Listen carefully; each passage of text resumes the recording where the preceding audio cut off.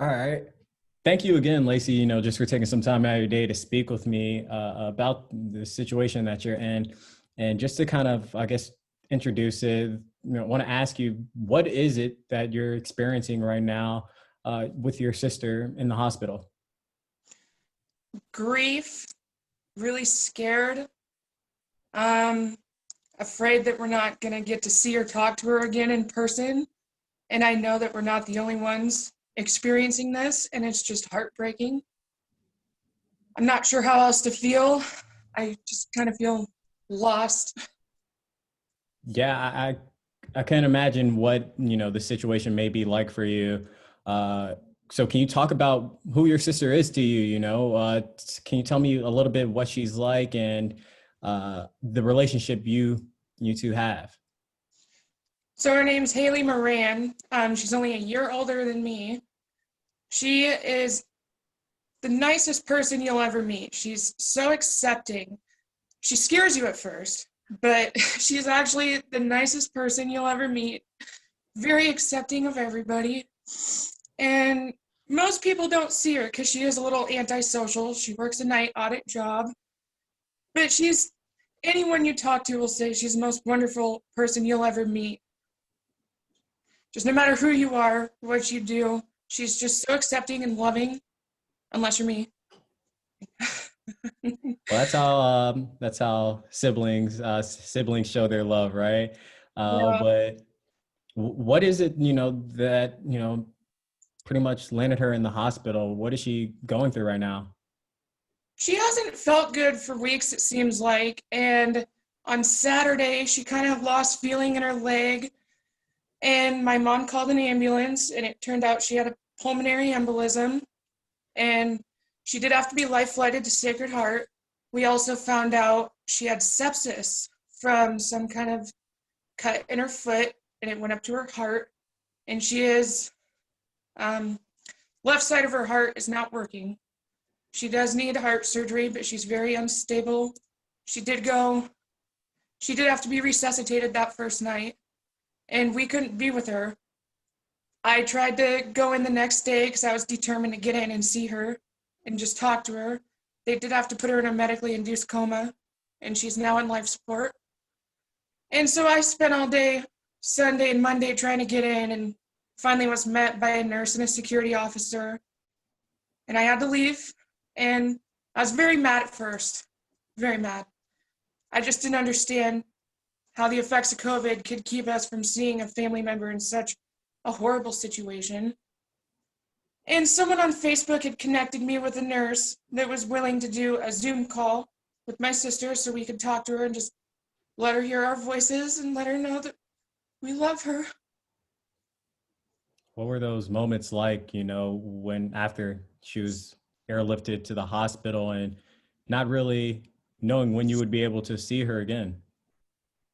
It was horrifying and it was scary because we couldn't be there. So normally you'd be watching and constant communication with doctors and nurses.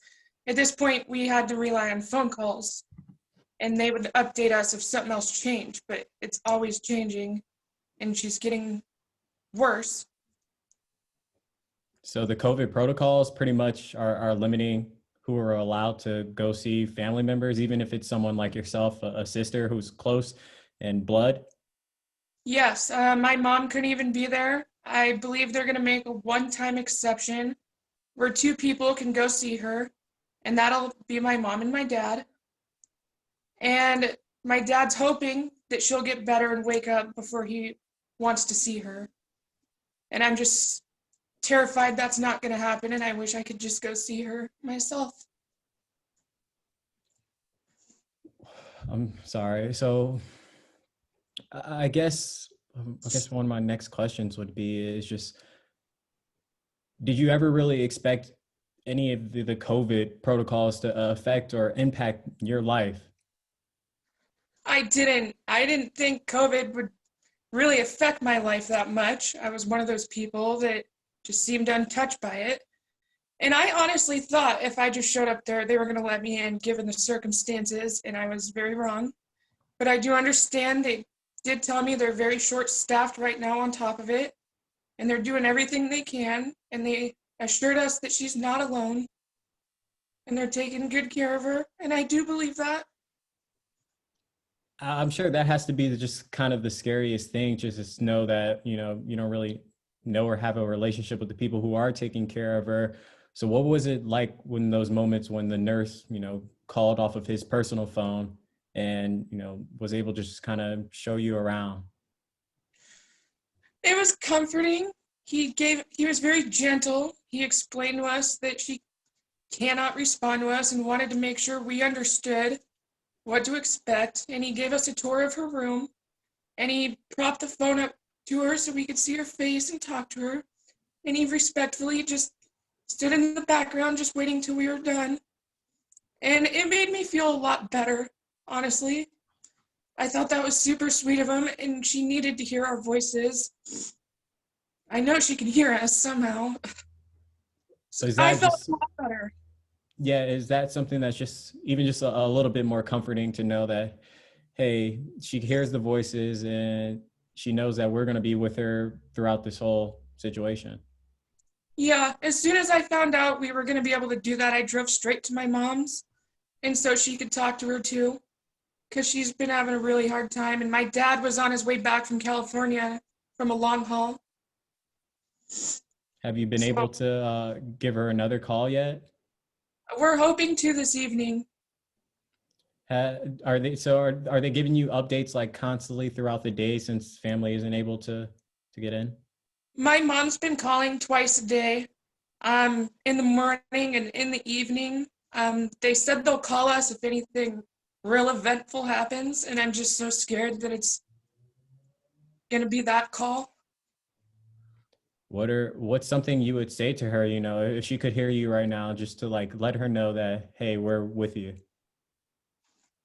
I just want her to know that we all love her, and she's not alone. And she grew up with the whole neighborhood here in Sandpoint, and they're all thinking about her. They've left countless comments and messages, and they all love you too, Haley. Well, Lacey, I really do, appreciate you just for taking some time out of your day to speak with me about the situation. Like I said, I know it's tough. I can't even imagine what you're experiencing right now, but I appreciate you just for talking with me about this. And I want you to know that I'm sending my prayers. I'm sending, positive thoughts towards you and your family as you deal with this situation. And uh, that I'm also, thinking of Haley and, your story is going to be impactful for a lot of people because there is a lot of people that have dealt with the same situation as you. So is there Yeah. anything else you would just want to say as we begin to wrap up our I'd just like to conversation? say, I know we're not the only ones going through this, and it's really hard for everybody right now.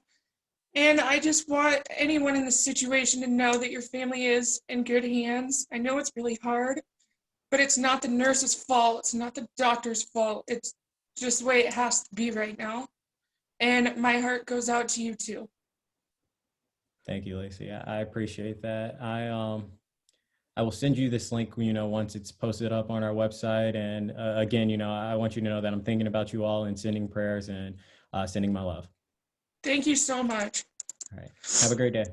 You too. Bye. Bye.